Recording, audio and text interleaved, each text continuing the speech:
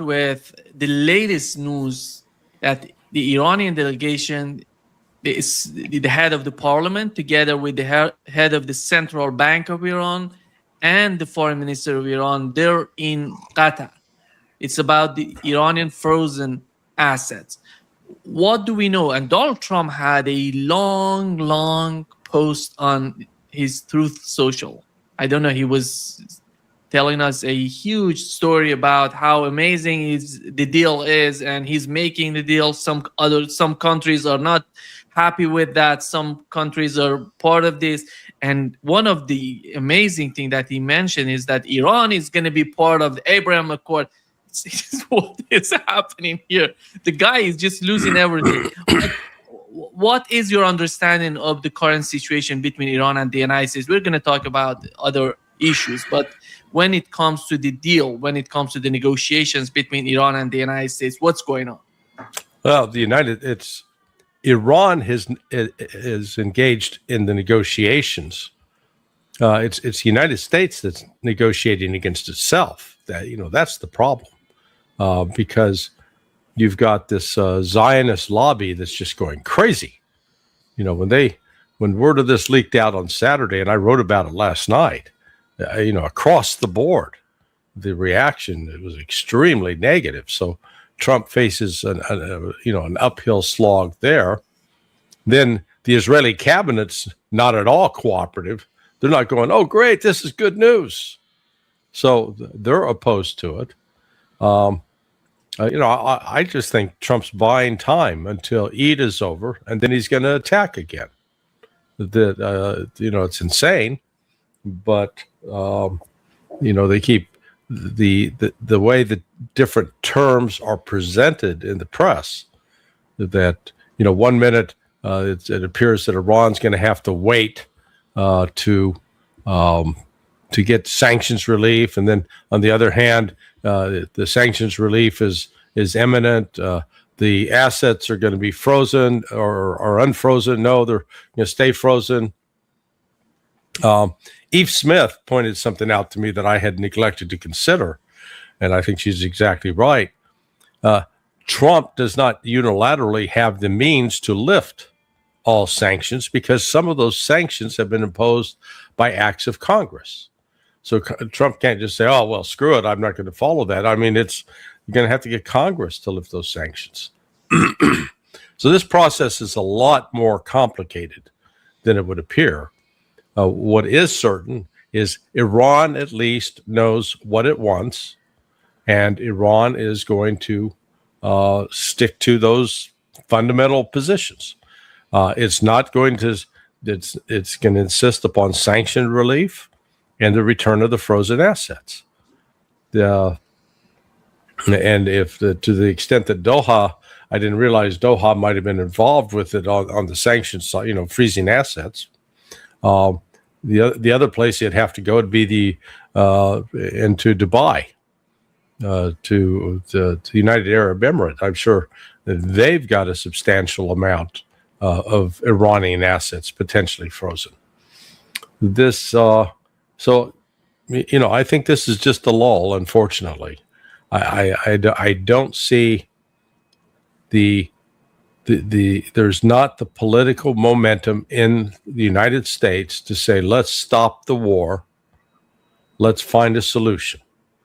It's still that basically Iran's going to have to do whatever the hell we tell them or else. That's still the attitude. So until that attitude changes, I don't see any fundamental change going forward with, particularly these countries signing on to the Abraham Accords. Not going to happen. The Israelis have proven to be too brutal. And, right now in Israel, they're fighting amongst themselves. Just overnight, Ben Gvir is insisting that they got to start blowing up every building in Lebanon. And, when Bibi Netanyahu thinks that's too extreme, that tells you how crazy things are. Netanyahu reportedly pushed back and said, we're not going to do that. I'm going, good God, where did he finally, find a conscience? So this is, it's disarray. It's more market manipulation. The markets that are open, they're not open in the States today because it's a holiday, Memorial Day. But the other commodity markets around the world that are open, this drove down the price of oil. Oh, peace is at hand. It's not at hand. But this whole charade surrounding market manipulation, it's sure making somebody a lot of money. Yeah. And it seems that the frozen assets in Qatar is something like $11 billion, and they're to talk about this. And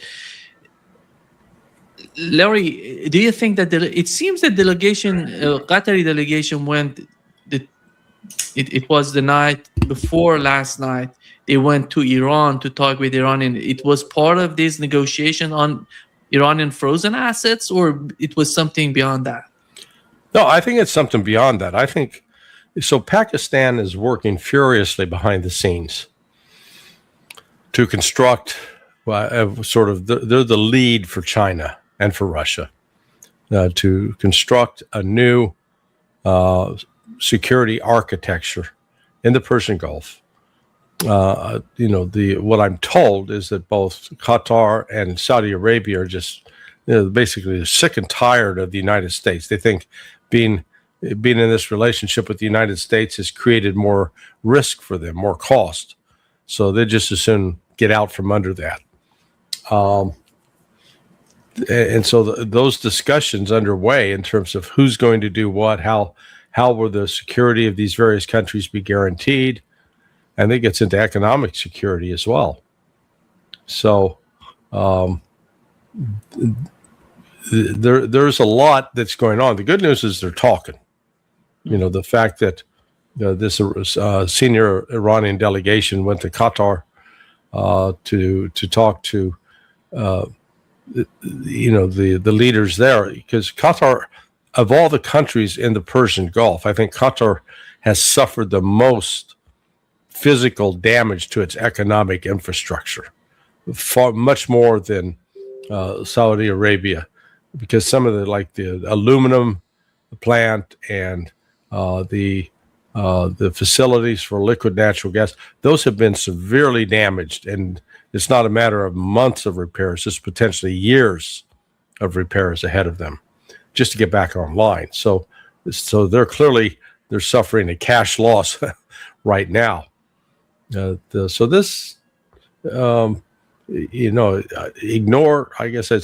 what Donald Trump is saying, because he's all over the board and does not yet have a clear plan. One minute he wants to blow up Iran, and the next minute he says he wants them to sign up with the Abraham Accords. Yeah, the thing that you mentioned about Smotrich, he's talking about we have to bring down 10 buildings in Dahia, for example, in Beirut, in response to every drone.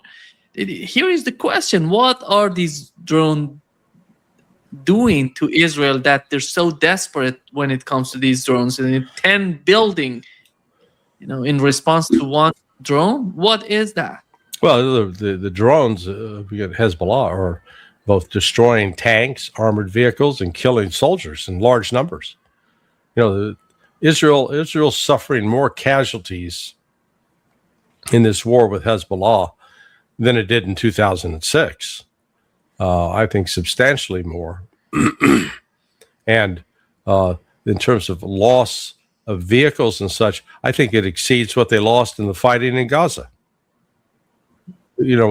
Israel keeps very close hold of the casualty figures, but I'd be willing to say that, in fact, I think Israel has sustained more casualties in this last 6 months of fighting with Hezbollah than they did in the previous 3 years in Gaza. Yeah.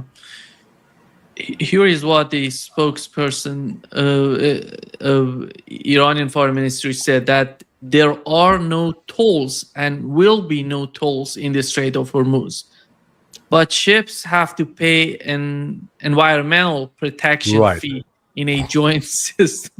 Yeah, no, it's a word game.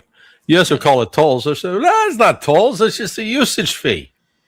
It's like if you go to Las Vegas now, you have to pay a resort fee. It's an extra tax, but they call it a resort fee. Yeah. By the way, the Chinese used that. You remember before Donald Trump, the meeting between Donald Trump and Xi, they use that term. It's a environmental sort of fee that we're paying to Iran. Larry, Donald Trump, it seems that he's putting pressure on GCC countries to normalize their relationship with Israel. Yes. I don't know if that is achievable at this particular time, because the war is not over, in my opinion, and we may have some new escalations in the region. And he's putting pressure. If you want to have a deal between Iran and the United States, you have to improve or normalize your relationship with Israel. How is that going to help Israel? How is that going to work? I don't see that happening, because we know their position even before this war started. They said without a Palestinian state, there would be no there would be no improvement in the relationship they have with Israel, if any, at this particular moment. Well, yesterday, or it was the day before yesterday, when Trump had that phone call with all the Gulf Arabs and Turkey and Egypt, and brought up the whole issue of, hey, so we'll all sign on to the Abraham Accord, right? Yeah. There were crickets. Nobody said a word. It's like, okay, don't tell him to, bug off. It'll, he'll go into a rage. Just say nothing. And said, oh, that's interesting. So, yeah, it's not going to happen. The time for the Abraham Accords has come and gone, and with the slaughter of, it was probably more than 100,000 Palestinian men, women, and children easily. I don't see any of the governments in the Gulf, with maybe the exception of the United Arab Emirates, having the stomach to do that. No. If you were to mention, Larry, the difficulties we're facing right now, is that putting an end to the war on all fronts? Is that going to be the Strait of Hormuz? Is that going to be the Iranian nuclear program? Because today morning, we've learned from Iranian foreign ministry that the focus right now is on ending the war on each and every front, which we know that's impossible with Israeli government, with Benjamin Netanyahu, with what they're doing. As we talk, they're bombing Lebanon. Right. They're bombing Gaza. They're hitting people in the West Bank.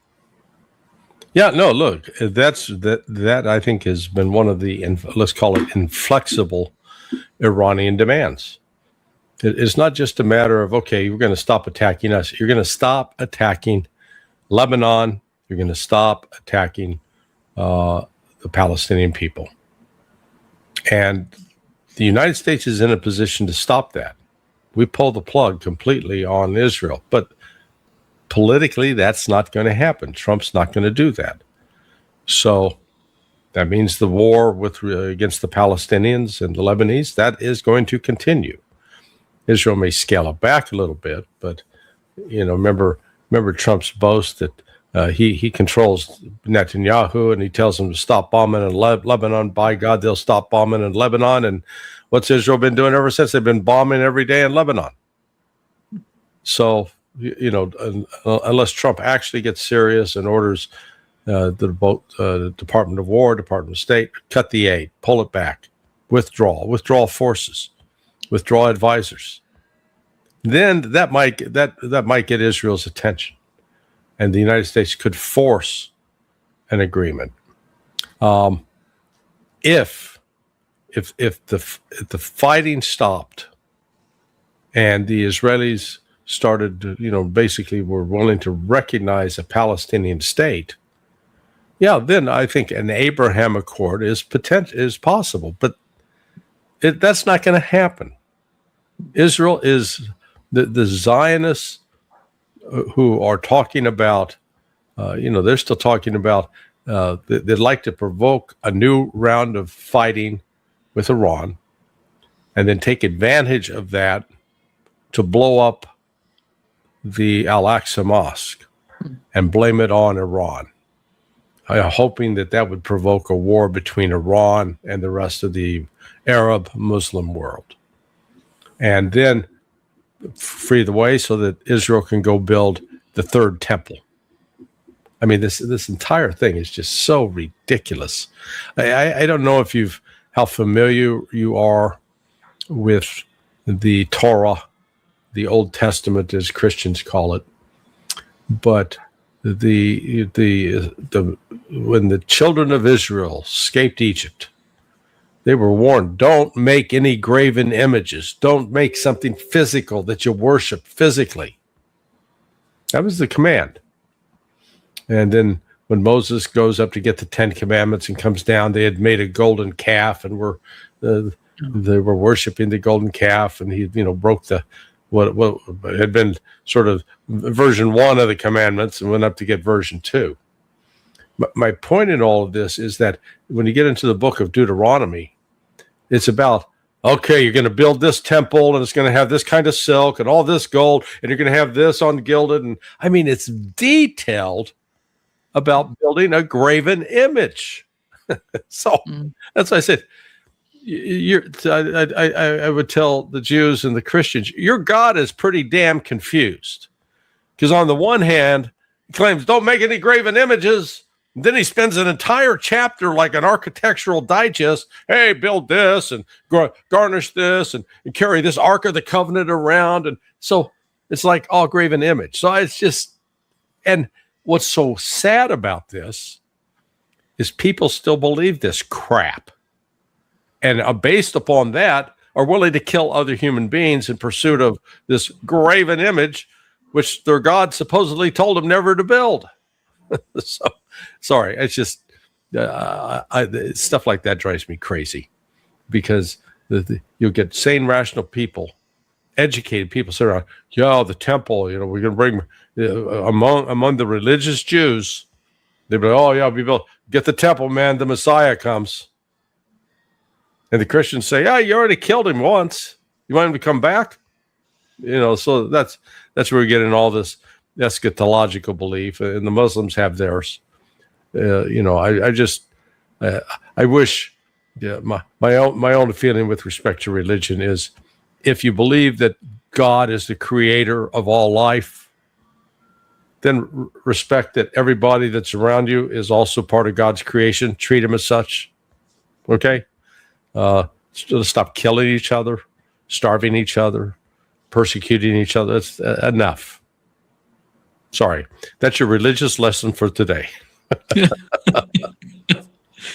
Larry, Donald Trump said in his latest post, he says maybe 1 or 2 countries don't want to have this deal between the United States and Iran. Who are those countries? He's talking about Israel and UAE, basically. No, actually, I think he's talking more about Iran, and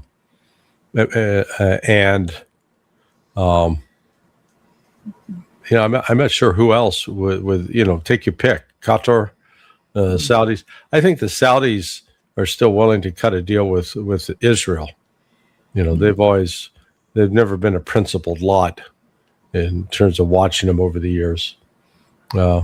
Again, Trump is indulging a fantasy, because the ingredients for an agreement are there, but it's going to require the United States to accept some concessions that the Zionist crowd will not tolerate. So I don't see how he bridges that gap. I don't see him being strong enough to tell them, shut up, I'm ignoring you. I don't see him doing that. Yeah, I think Lindsey Graham said that. He posted that it's going to be whatever is happening between Iran and the United States, the outcome is disastrous for Israel.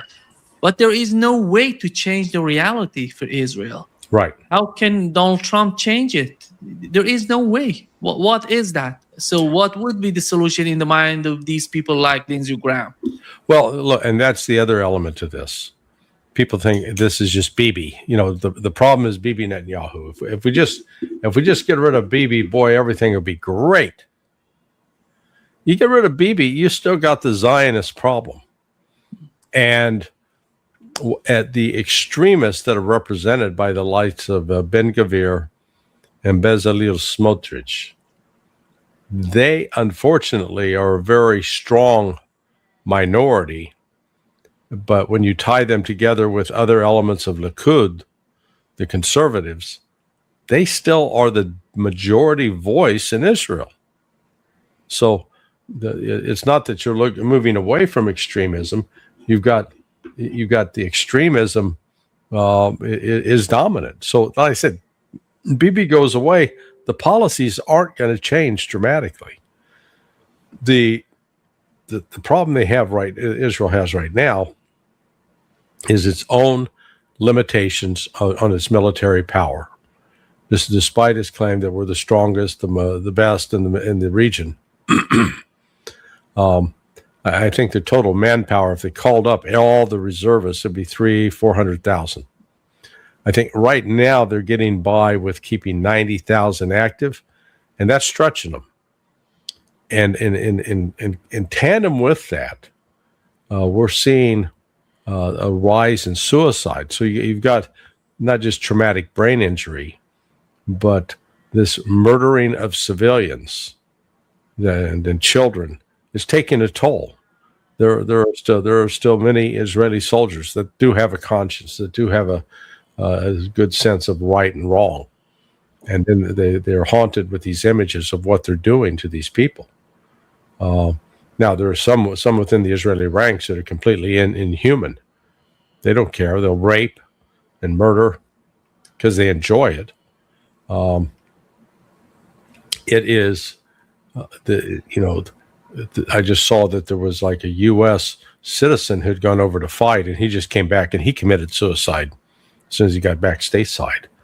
So, look, this is consistent with what happened to the German Wehrmacht, the German army, when they invaded Poland and then proceeded into Ukraine and began engaging in these mass executions of Jews along the way.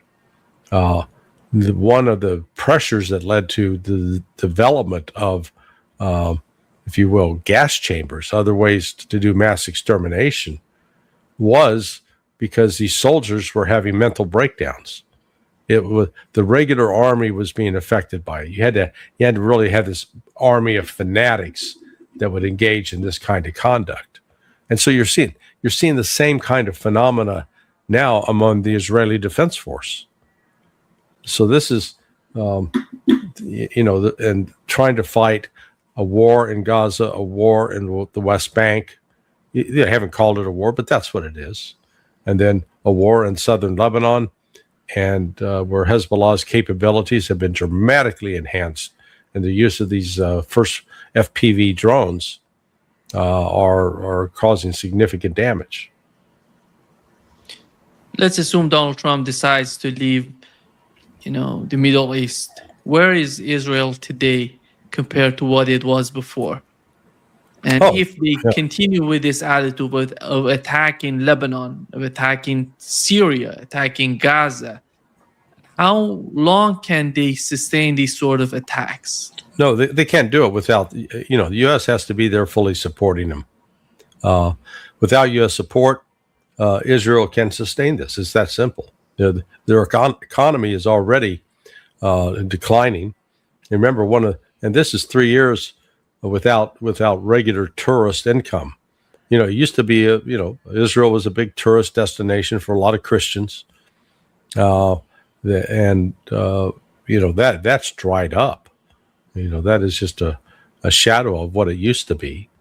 And then the physical damage they've suffered from the missile attacks. So the rebuilding going on, perhaps, but there's also reports that an increasing number of professionals, scientists and such, they're leaving Israel. They're going for other places, Cyprus, for example. So they're not staying in Israel. So Israel's suffering, a loss of personnel, not just from the war, but just people deciding to abandon it, a declining economy. So if the United States pulls the plug, Israel has no future.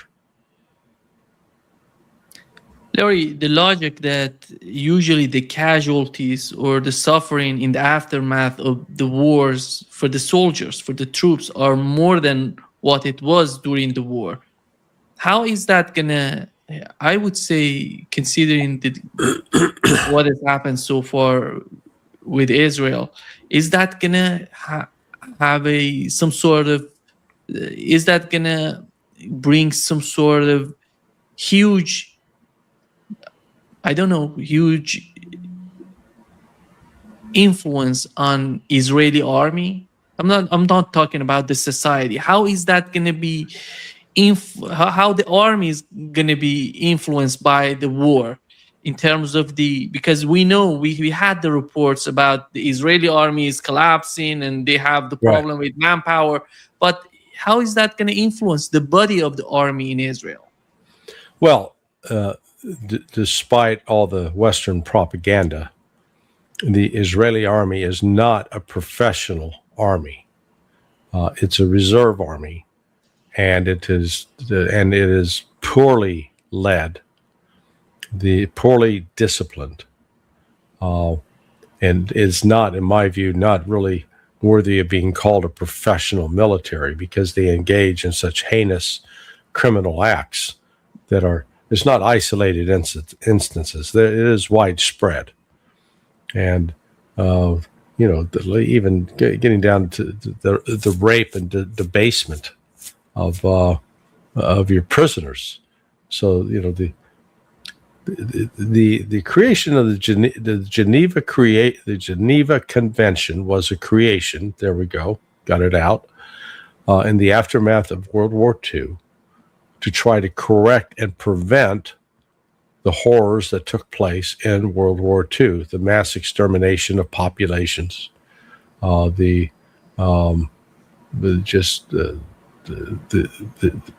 number of criminal acts that were committed against civilians, to try to ensure that there's some protection for civilians, that there was some sense of a rule of law. Well, we're now in the process of destroying the Geneva Conventions. Essentially has been destroyed, and the destruction has taken place over the last started probably 10 years ago in the Donbass, where the Ukrainian forces murdered civilians in Crimea, in Odessa in particular, and then proceeded to bomb and shell civilians in Luhansk and Donetsk. And it's gone on. Here's the United States. We see somebody in a boat in the Caribbean. We say, oh, they're a drug dealer. We blow them up. We kill them. No due process. They don't represent, under any kind of international law, they don't represent an imminent threat. And yet we say we're going to kill them. And so it's not, I don't want to single out Israel and pretend Israel's just the bad guy here. Hell, the United States is the worst in terms of what we do. And we always wrap it with a cloak of morality, as if, see, we're so much better. We're enlightened beings. We know what's good, what's right, what's holy. And yet, we've got a track record, unfortunately, of just killing way too many civilians. So the international law is out, and Israel, as its defense chief, testified before the national security team in Israel about 5 weeks ago, as reported by Alistair Crook and Asleen, his wife. It was, he said, hey, dude, we can't keep this up. We're broken. And they can't. But there's been no movement, evidence since then to back off and to seek another way. Here is Ben-Gvir he says that Israel must not normalize the reality of explosive drones. The time has come for the prime minister to bang on Trump's table and tell him Israel is returning to war in Lebanon. We need to cut off Lebanese electricity and seize the Zahrani area and return it. He's basically saying that we have to start the war again. Yeah. We have a full-scale war, and we have to start it, and because of the drones. And Is that going to be part of the, because right now the two sides are negotiating. It seems that Israel is just moving to the direction of full attack on Lebanon to sabotage everything. Yeah, And go ahead. I don't know what Donald Trump would do, and we haven't seen that sort of backbone when it comes to Israel from the Trump administration.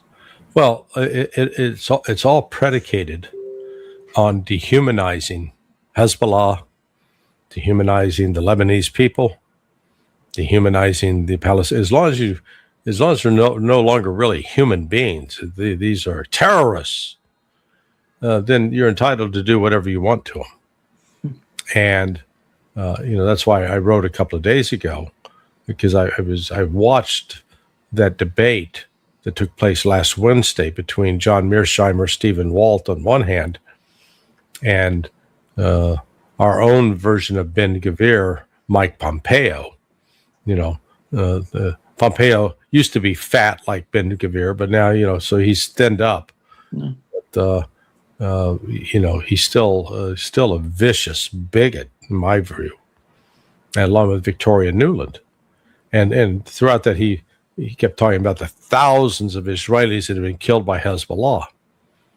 So I said that doesn't sound right. Let's get the actual numbers.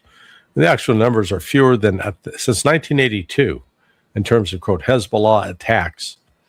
Fewer than 1,000 Israelis have been killed by Hezbollah, but by the same token, Israel has killed over, conservatively, 92,000 Palestinians. Now, that goes with, people say, well, they've killed far more in Gaza. I'm saying let's go with the numbers that the Israeli Defense Forces themselves accepted of 72, 73,000. Now, I agree. I think the number is far higher. But what we can agree upon, at least, even the Israelis concede they've killed close to 100,000 Palestinians in the last 44 years, going back to 1982. That means for every dead Israeli, there's 100 dead Palestinians. And then, Mike Pompeo wanted to call Hezbollah monsters. Look at the numbers. Who's the monster? Real clear. Those who kill the most people are the monster. Very simple. We don't need to make this complicated. Here is what CNN just reported, Larry, that Saudi Arabia rejects Trump normalization demand and insists on Palestinian statehood. And this is the, we just talk about it. And I don't see Saudi Arabia going that way. And they know what has happened so far. They have sacrificed, they participated, they helped Israel and the United States in this war against Iran. And I don't see that, because if they do that, the population, the public opinion gonna crush them, in my opinion. Yeah, it blew up in their face. They had. I don't doubt that Mohammed bin Salman was, privately telling Trump, we got you. Yeah, go get Iran, get rid of that, the mullahs, and we'll all be good. I think on February 27th, there wasn't a single leader in the Persian Gulf that believed that Iran could withstand the full attack of the United States and Israel. I don't think they had any appreciation of the potential success of a decapitation strike. But I think they widely assumed that this would be the end of Iran. And when that didn't take place, and Iran immediately began firing back and immediately began attacking U.S. military infrastructure in Saudi Arabia, in Qatar, in Bahrain, in Kuwait, in the UAE, that was sort of an eye-opening moment of revelation for the Gulf Arabs. And like, holy smokes, the United States said they're going to protect us. How's that protection going? It's not, it's not. So I think now the Saudis have come to the realization being aligned with the United States is not a net positive. It's a net negative. And the offer that's being presented via Russia and China, with Pakistan taking the lead in presenting this, I think is significant. In fact, I was told that I learned yesterday that reportedly the Pakistan has offered a nuclear deal with the Saudis in order to protect Saudi Arabia. Saudi Arabia be under a nuclear umbrella of Pakistan. So that may be further against Israel. Yes, yeah. Because I was talking to somebody, said, "Well, why would Saudis need that? Who has a nuclear weapon that would attack them?" And I went, "Seriously, you're asking that?" Let me see. It begins with an I. Yeah, Israel. So the Saudis now have a guaranteed nuclear umbrella against Israel. The Saudis let the Israelis know, you attack us, you're going to get blasted with a nuke by Pakistan. That gives the Israelis something else they have to worry about. Larry, how do you define the role of Pakistan? We know that they have good relationship with the United States, with China, with Iran, and how did you find the foreign policy so far? They're right now in China talking about what's going on between Iran and the United States. Right. I assume China knows everything, each and every dimension of the talks. Yeah. So Pakistan and Iran they got at least a shared interest in controlling the Baluchis. Now, this is a point I made in a couple of commentary yesterday, and need to emphasize it here again.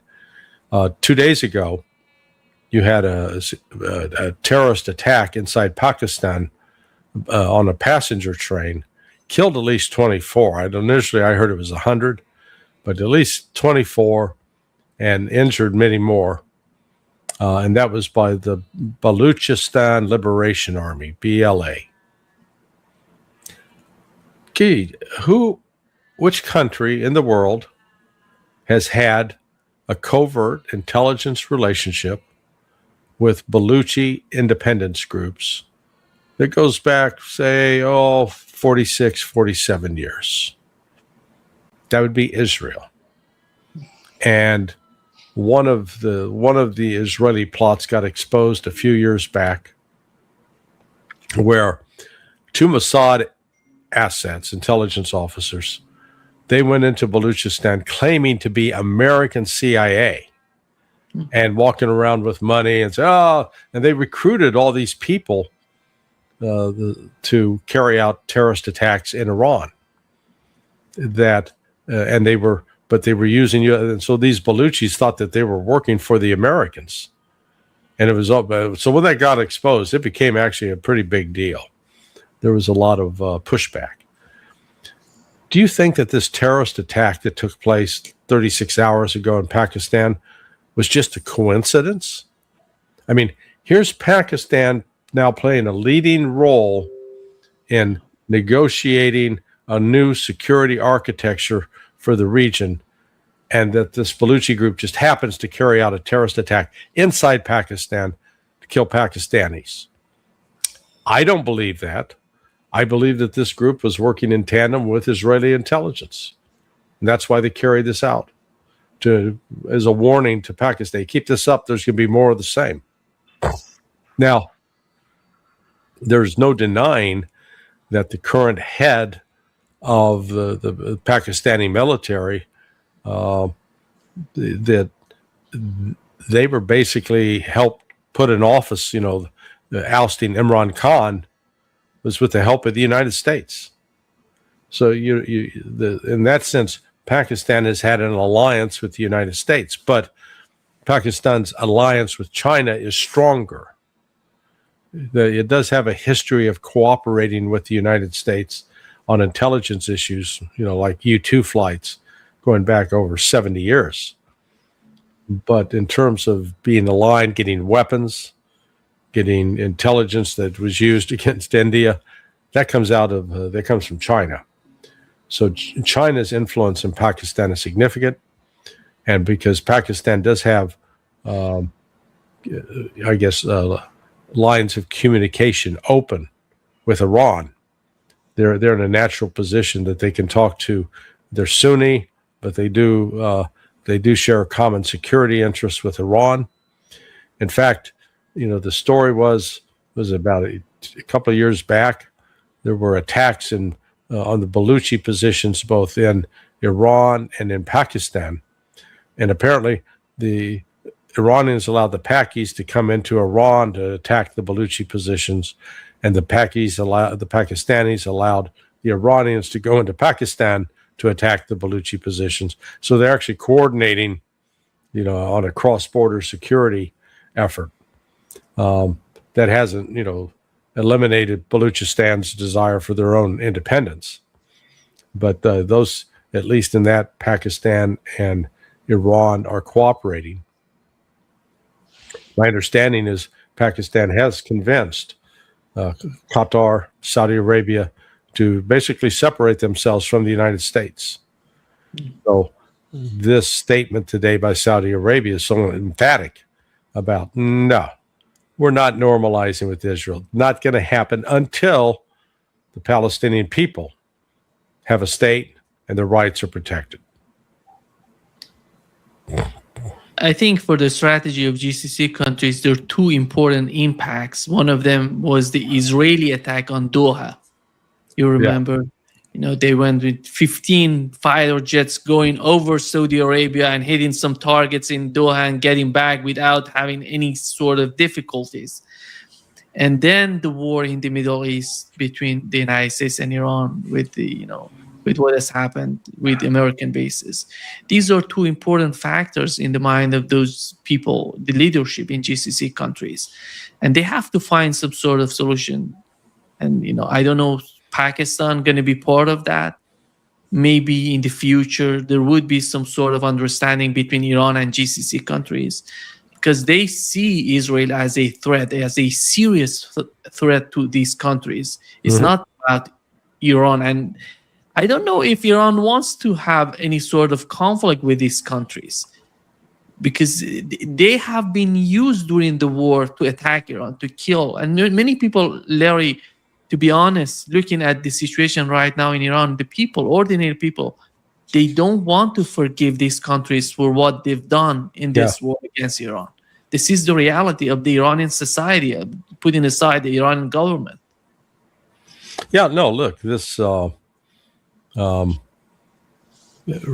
right now, we're waiting to see what's going to happen this week. I personally believe that the current hiatus in attacks on Iran is because of Eid and the Hajj.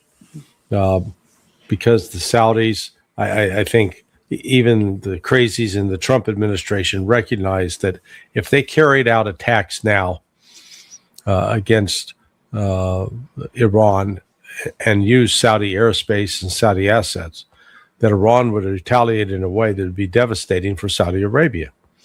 And that would reinforce the fact that hanging out with the United States just makes you a bullet magnet. So Trump and the team have decided, they've not turned aggressive. I know that there are the U.S. soldiers the U.S. military personnel that normally are managing what are called these crisis action teams. They've all been basically on vacation. It's a holiday. It's a 3-day holiday here in the United States. They were told, be prepared to report in an hour. You'd be on an hour string to get back to work, but they haven't been recalled. So from that standpoint, the U.S. military has basically stood down for the Memorial Day weekend. Question is, how long will that continue? Is the planning? They've already got the plans in place. They know what targets they want to attack, how they're going to attack them. The issue is, can they have overflight rights over Saudi Arabia? The Saudis are the key. You think back to that attack on Qatar.